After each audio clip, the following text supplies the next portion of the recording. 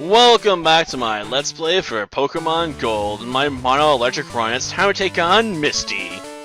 Which, honestly, is probably not going to prove too much of a challenge, because I forgot, we have the option to blow up on Quagsire with Volty.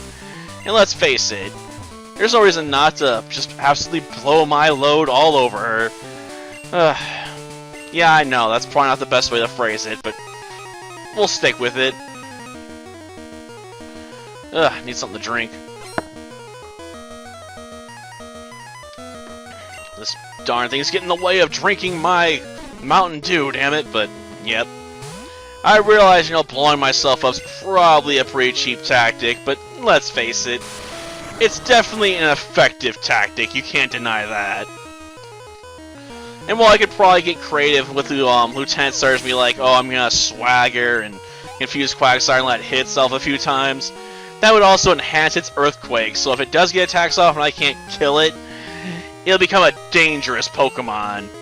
And I don't want it to deal with a super dangerous, Quagsire that I can't, effectively take down with my electric attacks, because that whole ground immunity thing, so it's just much safer in the grand scheme of things, to take it out in the fastest way possible.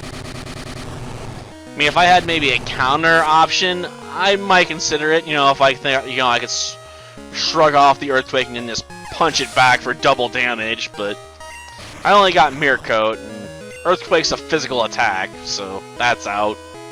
I think we'll go back to Lobo Peep, though Starmie does have speed going for it.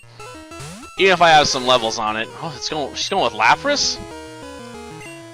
I was not expecting that. I was expecting Starmie, because she usually uses Starmie next, like almost always. Okay, Misty, you caught me off guard. I'll give you credit for that. I did not see that coming. But it is probably the worst decision she could make, because now she's leaving Starmie out there. And Starmie is not her ace. It's Lapras, because it has access to the very powerful Blizzard attacks, which, when they do connect, are gonna hit hard with that stab going for them. I honestly don't get why she didn't go with Confuse Ray, though. I mean, Surf's gonna hit me, and I don't really resist Surf, but at the same time, confusing me so, you can get a few hits off for free probably would have been your best bet. Or at least, hopefully for free, while I was punching myself with my own electric punches.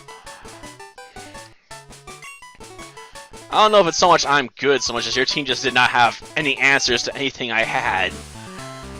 Like, the biggest answer she had was Quagsire, which I just took out with one self-detonation. Stronger? Not really. The only other trainer I've known is a guy that we don't even talk about, because, he's related to Giovanni, so screw him. But I guess that means we now have to go to Lavender Town again. After all, we need to get over to... Well, I guess Saffron Sea is where we're gonna go. We've never been to Lavender Town before, but we need to go pick up that expansion card. That way, we can wake up that Snorlax and go visit Brock. Ugh. Come on. Let's see, I need to get creative here. Oh shoot, I don't have Cyndaquil with me, so I can't cut that. Well, that sucks.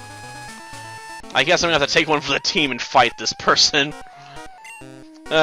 If I had brought Cyndaquil, I could have dodged that, but I put Neo back in the team lineup forgetting about this bit. Oh, whatever, I'm okay with throwing in the Super Nerd. Or maybe I'll replace him out and be like, no other trainers of note, because let's face it, not worthy. And just throw up some pictures of, well, some of my other mice, because I have more photos, or maybe I can throw up a picture of Rosette, the legendary dog shark. Or shark dog.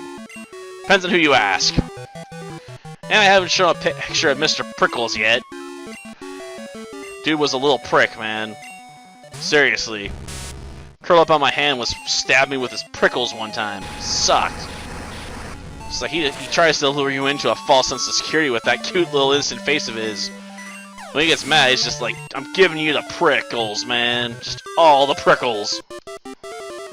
And those things hurt, man. Especially when they're trying to curl up on your hand, like, they bring them in hard. It sucked. Because it's not like I can just throw him off. Like, if I did that, I'd probably seriously hurt him. Like, hedgehogs are not, you know, the most sturdy of creatures. Ugh. Like, it's pretty easy for them to break their legs from, like, even just an 8-inch fall if that happens. Like, there's horror stories people have told of, like, accidentally dropping a hedgehog, you know, into their sinks on accident because the hedgehog, you know, suddenly decided to move on them. And they're like, yeah, broke his leg or her leg, and then they died of internal injuries from the breakage. Yeah, I did.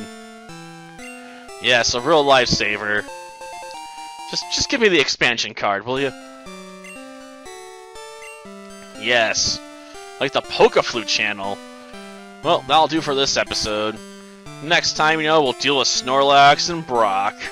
Until then, see ya.